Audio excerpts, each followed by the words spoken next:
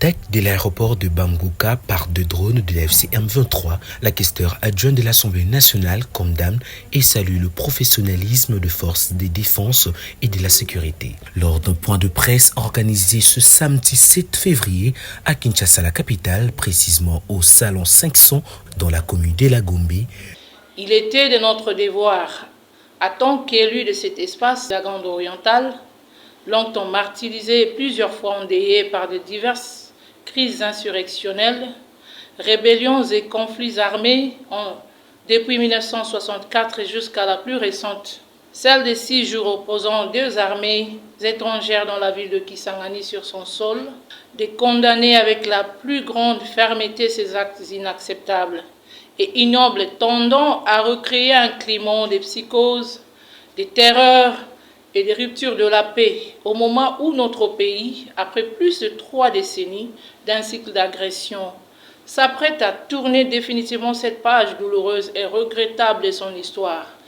Grâce au dynamisme diplomatique inédit et à la montée en puissance de nos forces armées impulsées par son Excellence, Messieurs le Président de la République, Félix-Antoine Tshisekedi Tshilombo, chef de l'État. Après ces propos, le Ludango et porte-voix des Grandes Orientales n'a pas oublié de saluer le professionnalisme de forces de défense et de sécurité de son pays.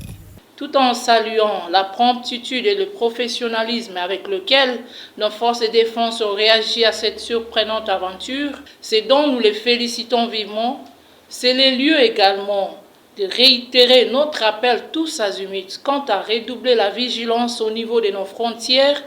et à une collaboration efficace entre nos populations respectives et les forces de sécurité afin de dénoncer toute entreprise ou initiative criminelle de ce genre. Au gouvernement de la République, nous l'encourageons de poursuivre la mise en disposition urgente des moyens nécessaires et conséquents au bénéfice de nos forces de défense et de sécurité conformément à la loi des finances 2026 adoptée par le Parlement et promulguée le 25 décembre 2025 par le chef de l'État.